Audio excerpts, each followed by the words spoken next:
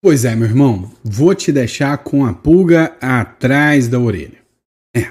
Você lembra daquele navio russo que era sancionado e que pousou em Brasília no último final de semana? Deixa eu te contar um segredo. Deu linha, saiu do Brasil. Foi para onde? Caracas. Caracas, na Venezuela. É o destino final. E aí, se eu te contar qual foi o posicionamento da ANAC sobre esse avião, você vai ficar de queixo caído. Eu tenho certeza que o Trump está monitorando tudo isso. Vem cá, você quer outra notícia?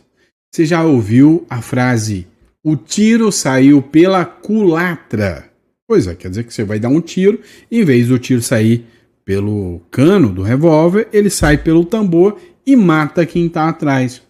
Exatamente o que está acontecendo com a regulação das redes sociais feita pelo Supremo Tribunal Federal. Não é que os esquerdistas estão tomando lapada? É, meu irmão. Eu vou te explicar tudo isso que está acontecendo. Enfim, tem muita coisa interessante para a gente debater. Outro ponto que a gente precisa falar é o seguinte. O Brasil está na mira para tomar novas sanções. Né? O Lorival Santana fez um vídeo, quase chorando, tadinho, falando que o Brasil vai levar lapada também do Donald Trump. E aí, a galera da Globo, né, tá falando em efeito Eduardo Bolsonaro na economia. Tá falando que essas lapadas são culpa do Eduardo Bolsonaro e que o Eduardo Bolsonaro é quem prejudica a economia do Brasil com os imperialistas norte-americanos. Já teve até um prefeito do PCdoB que não pagou os professores e disse que não pagou por causa da tarifa do Trump. Detalhe, tem nem negócio com o Trump esse município. Então, assim, os caras inventam o tipo de narrativa que você menos esperar. Além disso, a gente vai falar de um plano que o Donald Trump está utilizando para limpar, para varrer dos Estados Unidos a galera da Left People, os comunas, tá? Os comunistas serão varridos, porque o Donald Trump sabe onde é que os comunistas se sustentam e ele está indo exatamente em cima disso. Vamos falar sobre tudo isso? Hoje, dia 15, esse é o nosso primeiro editorial do dia.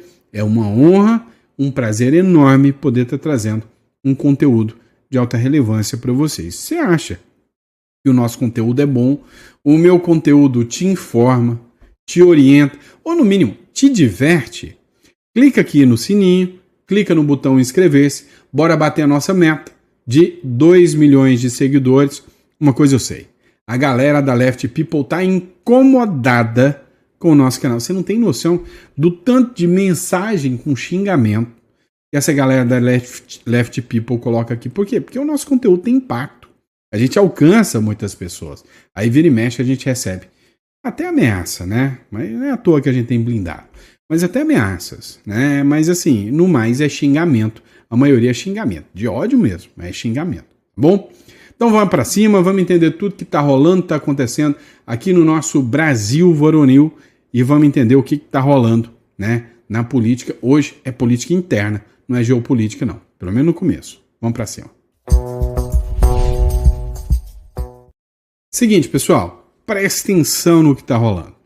O Supremo Tribunal Federal foi lá, deu um tapetão, né, deu um passa-moleque no Congresso Nacional e aprovou, no grito, a revogação do artigo 19 do Marco Civil da Internet. Ou seja, a regulação das redes sociais, sem ter recebido nenhum voto para legislar, os caras meio que legislaram.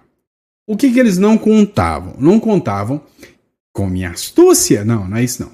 Eles não contavam que a esquerda ia ser o alvo. Porque da forma que ficou para a Meta, para o Facebook, para o Instagram, até o próprio YouTube, regular as redes sociais. Desde que aconteceu isso, eu vou ser sincero para vocês, eu não tive nenhum problema com nenhum vídeo. Antes eu tinha muito vídeo que ficava desmonetizado. Parou. Não sei por quê.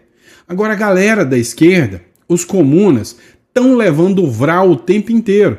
Ou seja, deu poder para as redes sociais regularem. E as redes sociais não estão querendo regular para o lado da Left People, não. Por incrível que pareça. E aí eles estão revoltados falando que isso tudo é censura, que a censura imposta pelo Supremo Tribunal Federal deu aso para as Big Techs calar a esquerda. Exemplo, esse aqui é Jones Moura. Cara, assim, ele é muito amigo de dois caras que eu gosto demais, que é o Robertinho, né, e o meu amigo Tchorró, lá do Três Irmãos, podcast Três Irmãos. E aí ele vive lá, né? Diga-se de passar, janta muita gente lá, porque o cara é bom de debate. O que acontece? Esse tal de Jones Manuel teve a sua conta retirada, né? Derrubada pelo Instagram. E gerou um bafafá, uma revolta. Isso aconteceu há uma semana atrás. Exatamente 7 dias. Veja, Intervoz, perfil de esquerda, a conta de Jones Manuel foi derrubada pelo Instagram. Voltou. Mas a censura e a falta de transparência continuam. Peraí, a esquerda pode falar em censura quando é derrubada? E aí quando os bolsonaristas falam em censura, aí é coisa de bolsonarista, né? Terraplanista. Olha o que eles escreveram. A próxima conta derrubada pode ser a sua, com certeza. Principalmente se depender do Lula, da esquerda, pode ser. Além desse absurdo, o algoritmo levanta dúvidas sobre o alcance da moderação. Não sabemos, por exemplo, se o conteúdo de Jones será entregue da mesma forma. E este post aqui? Tomara que não. A sua conta pode ser derrubada sem explicação. É agora que vocês se deram conta disso? Hein? E não há transparência, nem para recorrer. Agora que vocês deram conta disso, eu fiquei 1 mês e meio, quase 2 meses desmonetizado. Se eu não tivesse recorrido lá nos Estados Unidos, se dependesse daqui até hoje, eu estava desmonetizado. Não é só no Instagram, redes sociais e outras Big Techs. Apesar da enorme influência no debate público, odeiam seguir as regras. O que importa para elas é dinheiro, dinheiro. Lembre também que a falta de combate ao discurso de ódio e às fake news não é incompetência, é modelo de negócio e dá lucro. A clara censura a Jones Manuel mostra de que essas empresas são aliadas da extrema-direita. Chora não, tá? Extrema-direita que se beneficia desse ambiente e parlamentares da direita que são bem mais próximos da Big Tech. Nem o básico temos. As plataformas deveriam prestar contas. O que foi moderado, como, por quem, com base em que critérios. Mas elas não querem. E o seu poder permite isso. Isso é só a ponta do iceberg. Mais do que regular a moderação, é urgente regular também o poder econômico das plataformas. Esse poder e essa grana são muito bem usados para manter tudo como está. A regulação precisa enfrentar os monopólios e o verdadeiro problema, o modelo de negócio das Big Techs. O cara está sendo censurado e defende a regulação. Eita gente bestalhada. Agora você presta atenção no seguinte. Olha só o que eu estou falando. Está alcançando. Lá atrás eu falei, gente, é só as Big Techs usarem o feitiço contra o feiticeiro. Falou que tem que regular? Regula a turma da esquerda. Aí vem mais um. Deputado processa Meta após punição por falar de sexualização infantil. Ora bolas! Tá mais do que certa a Meta, se você observar as regras e os ditames trazidos pela decisão do Supremo Tribunal Federal. O deputado federal Amon Mandel, do Cidadania, entrou na justiça contra a Meta, empresa dona do Instagram e do Facebook, alegando ter o seu perfil censurado por falar de um projeto contra a sexualização infantil. Segundo Amon, o seu perfil foi restringido após a publicação no domingo de um vídeo em que apresentava um projeto para aperfeiçoar a repressão e a sexualização infantil e juvenil com o uso de inteligência artificial. Olha, eu tô aqui falando do Amon, mas eu não sei se o projeto dele é bom ou não. Mas o que eu tô falando é que nessas horas, quando chega neles, aí eles reclamam da censura, do derrubar de perfis. Agora, quando alcança a direita, ninguém chora. Nossa, mas deixou o Sandro desmonetizado. Não teve um deputado para se solidarizar comigo. Nenhum, tá? Ah, mas derrubar o perfil de fulano. Não tem um desses que aparece. E aí, a cerejinha do bolo, Manuela Dávila, a Manu, né? A comunista que cobra milhões para fazer campanha dos políticos. Essa mesmo. A Manuela Dávila tem um perfil punido por associar o Bolsonaro à adultização. É meta, tá? Meta, né? Nesse povo. O perfil de Manuela Dávila no Instagram foi alvo de uma série de restrições estabelecidas pela Meta, após uma publicação em que a ex-deputada relaciona a adultização infantil nas redes sociais a Jair Bolsonaro e a direita brasileira. A minha conta no Instagram acaba de receber diversas punições por termos trazido o debate sobre a adultização das infâncias, vinculando as práticas da extrema-direita no Brasil. Todos nós lembramos quando Jair Bolsonaro diz que pintou um clima quando associamos a pedofilia e a adultização das infâncias a Bolsonaro, recebemos proibições da Meta. Eu quero é que vocês da esquerda realmente assinem um projeto de lei de castração química. Eu quero é aumento de pena para pedófilo, para quem aproveita disso aí, né, da adultização das crianças. Eu quero que vocês realmente atuem de forma firme. Agora, vocês querem fazer postagenzinha vinculando ao Bolsonaro, e aí quando tira, vocês ficam no chororô. Resumindo, o que eu quero mostrar para vocês é, o jogo virou. A esquerda está sendo o alvo do veneno que eles criaram. Mas vamos lá, vamos falar dessa loucura aqui? Matéria do Paulo Figueiredo. Ó, foi anteontem, 4 dias atrás, se eu não me engano, um avião pousou, tá? Pousou na base aérea de Brasília. Um avião russo, de uma empresa russa. Essa empresa é sancionada pelo governo norte-americano. O governo dos Estados Unidos sancionou essa empresa e falou: essa empresa é uma empresa que é vinculada ao narcotráfico, é uma empresa que já levou produtos e insumos ilícitos para Caracas, lá para o Maduro, para a Venezuela. É uma empresa que ajuda a sustentar a guerra da Rússia na Ucrânia. É um cargueiro IL-76, né? E o Shin IL-73 da Aviacons e Otrans. Detalhe, chegou, pousou, ficou na maciota aqui do Brasil. Detalhe, tem uma agência aqui no Brasil chamada ANAC. Ela tem a obrigação de registrar tudo que pousa e sai. Sabe de uma coisa? A ANAC não registrou o que era a carga, quem eram os tripulantes, não registrou nada, segundo o Paulo Figueiredo. Avião russo sancionado pelos Estados Unidos decolou de Brasília, rumo a Caracas, após 3 dias na base aérea. O cargueiro da Aviacons e Otrans deixou o Brasil na quarta-feira com escala de 6 horas na Bolívia, antes de pousar em Caracas. Destino foi para Caracas, na Venezuela. A aeronave chegou no domingo, vinda de Guiné, depois de passar em Moscou, Baku e Argel. A ANAC confirmou que a autorização da empresa expirou em abril de 2023. É uma empresa não autorizada a ultrapassar no nosso espaço aéreo. Por quê? Porque ela não tem autorização. A autorização já foi expirada desde 2023. Quem deixou essa empresa pousar aqui? Cadê as 48 horas, 72 horas do STF para saber a informação do porquê essa aeronave pousou aqui? O que tinha lá dentro? A FAB não me informou detalhes sobre essa carga ou tripulação. O general Girão questionou a entrada sem autorização do Congresso. O Márcio Bittar também cobrou explicações da defesa do Itamaraty. A chegada ocorreu um dia após a ligação entre Lula e Putin. O governo não esclareceu qual foi a missão. Hein? Gostou? Pois é, você acha que o Donald Trump não está mirando isso aí? É lógico que tá. Por falar em Donald Trump, no próximo bloco tem uma matéria para a gente discutir.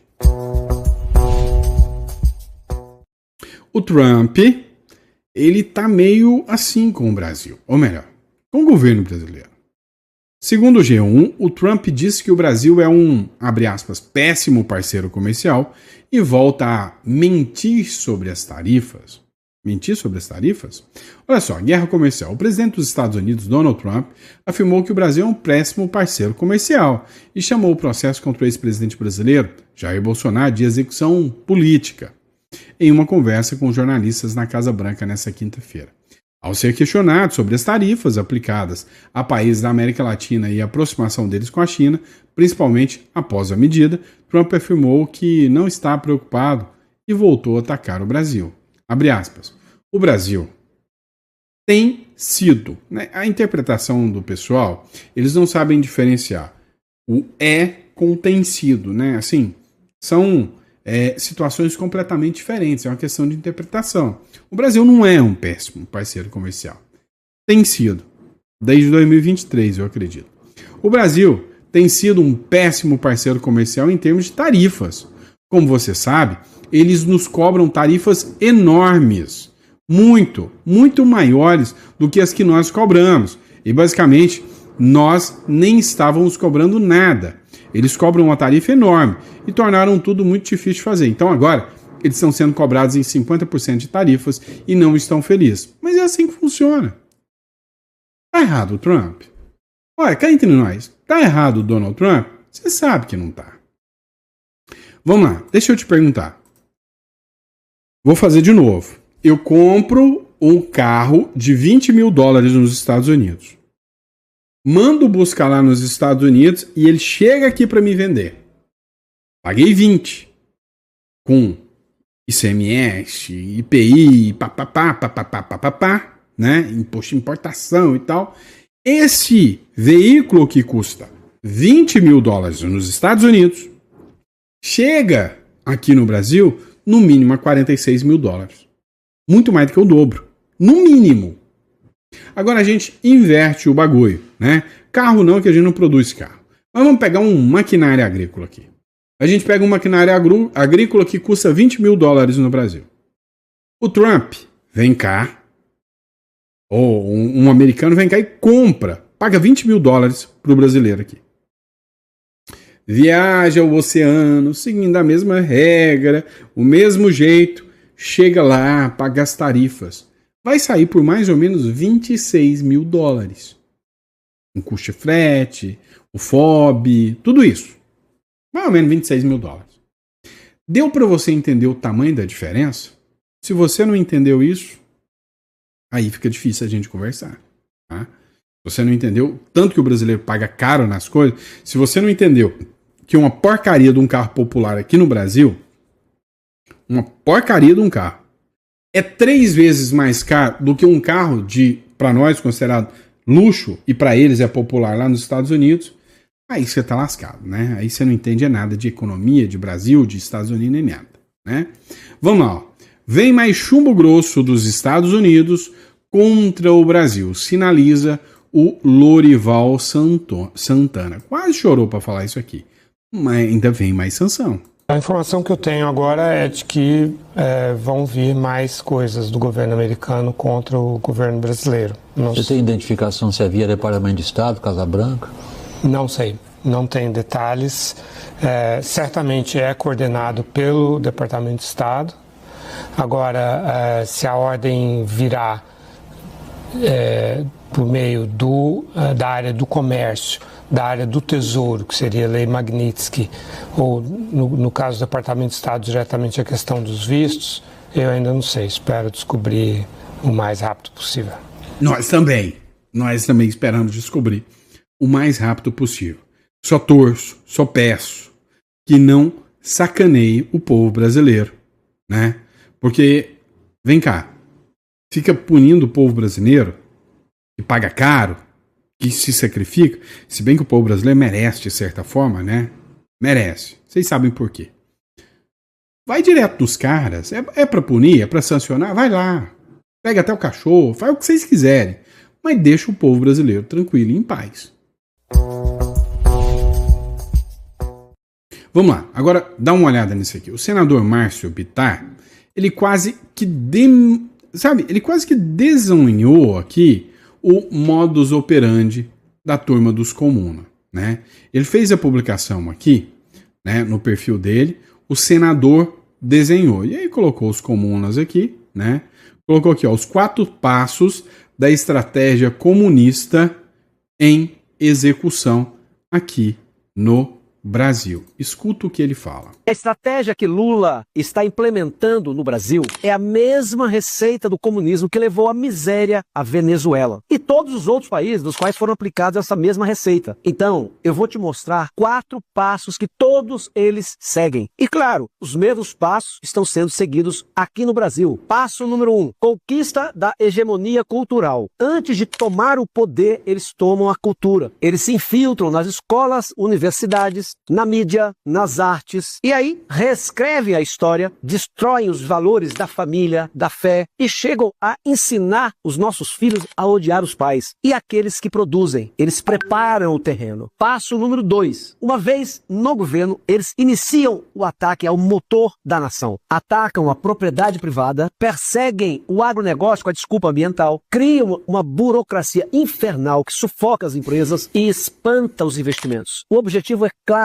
destruir a independência financeira dos indivíduos. Aí vem o passo 3, o controle social e a eliminação da oposição. Com a economia enfraquecida, eles avançam sobre as liberdades individuais, censuram a imprensa, as redes sociais, perseguem, prendem e exilam opositores, aparelham o judiciário para que ele se torne um braço do partido e quem não concorda é calado. E por último, o passo número 4, a dependência total. Com o povo empobrecido e silenciado, aí eles dão o golpe final, que é a dependência total do Estado. O cidadão vira um servo que, para sobreviver, precisa de uma cesta básica, de uma bolsa e de uma autorização do governo para tudo. A miséria vira uma ferramenta de controle. E agora, como consequência, a gente vê na Venezuela o salário mínimo de $1 por mês. Isso não é um erro, é o sucesso dessa etapa da esquerda na Venezuela. Agora, olhe para o Brasil, me diga se nós não estamos vendo este mesmo roteiro se implantando no Brasil. A verdade é que não podemos aceitar isso de braços cruzados. Eu conto com o seu apoio para continuarmos lutando até o último minuto. Eu sou Márcio Bittar, senador do Acre, e não vou aceitar que o nosso povo seja escravizado. Siga meu perfil e ajude a compartilhar esse vídeo. Vamos expor a verdade sobre o comunismo. Deus nos proteja.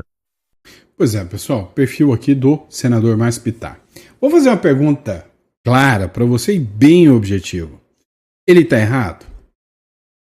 Você vai me falar sim ou não. Ele está errado ou ele está certo? Porque é o seguinte, estão tentando enfiar a esgoela abaixo do brasileiro. E aí a pergunta que fica é, você vai esperar para ver? Você vai pagar para ver? Igual venezuelanos ou igual cubanos? Aí é onde entra o merchan. Pessoal, vem cá. Se você ficar esperando para ver, deixando o seu dinheiro em real, deixando o seu patrimônio exposto, apostando num país só, quem fez isso na Venezuela sofreu demais. Você tem que internacionalizar e essa é uma especialidade que eu tenho para estar conversando com vocês. Se isso é interessante para você, tem uma conta em dólar, tem um plano B, tem um outro país que você pode sair e ter uma residência nele. O Uruguai é um ótimo país devido à facilidade e à rapidez em você ter um plano B. Vale muito a pena. Então, se isso é interessante para você, você vai clicar aqui na descrição e, se o seu interesse é saber sobre imigração, você clica no link da imigração. Se o seu interesse é saber um pouco mais sobre holding offshore, ou seja, não, Sandro, eu tenho um bom patrimônio no Brasil, mas eu preciso saber como proteger esse patrimônio. Aí você vai clicar em holding offshore, que é o mecanismo e a estrutura adequada para a proteção do seu patrimônio. Fechou? Então, vamos para a próxima matéria. Seguinte, mas nem tudo está perdido. Ainda há uma esperança. Em El Salvador, o Nayib Bukele conseguiu resolver. E aqui, nos Estados Unidos, lá nos Estados Unidos, o Donald Trump também está querendo resolver isso. O primeiro caminho que eles fazem é tomar conta de tudo. Dos museus, da cultura, da história, de tudo, de tudo. Dá uma olhada nisso aqui. A Casa Branca avaliará museus em Washington para eliminar narrativas partidárias comunas. Vai limpar os museuzinhos e tirar tudo que faz apologia ao comuna. Exatamente como fez Nayib Bukele.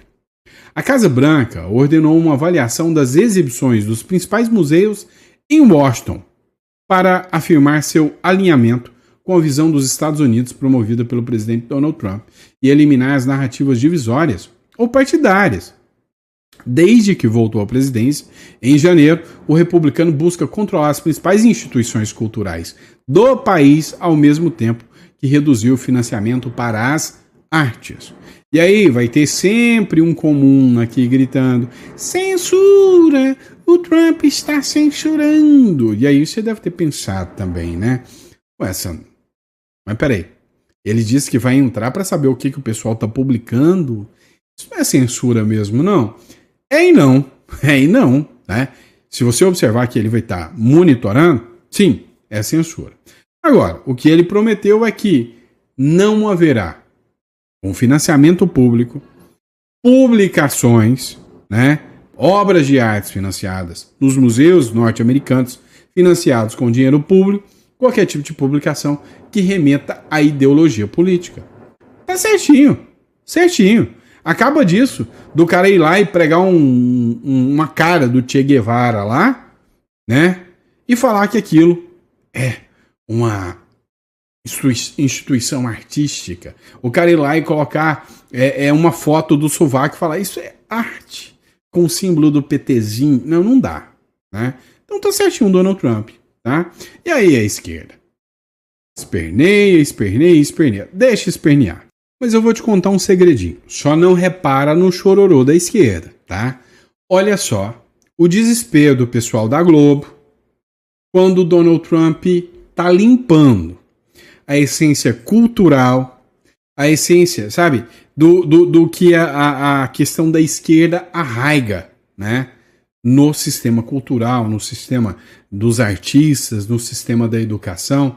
Eu já mostrei para vocês, né, o que o Donald Trump tá fazendo ali com os teatros, né, as obras de artes, né, os museus. Agora dá uma olhada para você ver o desespero da galera da Globo.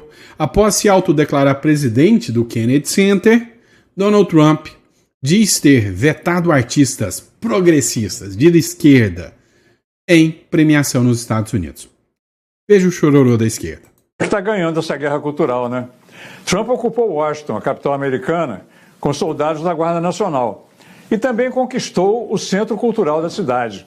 Ele se autonomeou presidente do Kennedy Center, o principal complexo de cultura da capital.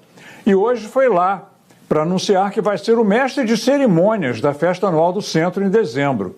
Normalmente, o presidente americano participa na plateia, mas Trump não aceita ficar em segundo plano e vai para o palco.